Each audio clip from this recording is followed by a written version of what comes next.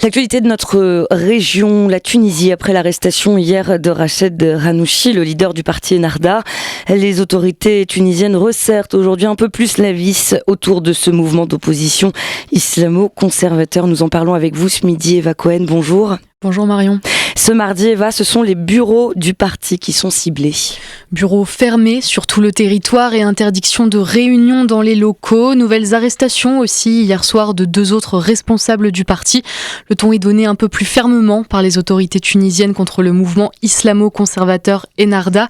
Rached Ghannouchi, l'ancien chef du Parlement dissous, était l'opposant le plus en vue depuis le coup de force de Kais Saied en juillet 2021. Et ces déclarations ce week-end ne sont pas passées auprès du gouvernement. Le leader d'Ennahda a déclaré que la Tunisie serait menacée de guerre civile si l'islam politique dont est issu son parti était éliminé.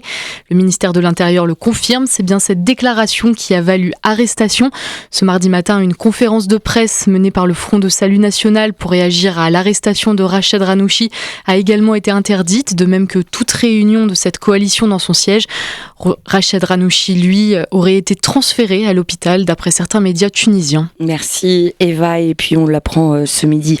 Le président tunisien Kais Saied s'est exprimé tout à l'heure. Il a parlé notamment d'une guerre de libération dans le pays. Il a demandé à la justice de jouer son rôle. Nous aurons là aussi l'occasion d'y revenir dans nos prochaines éditions.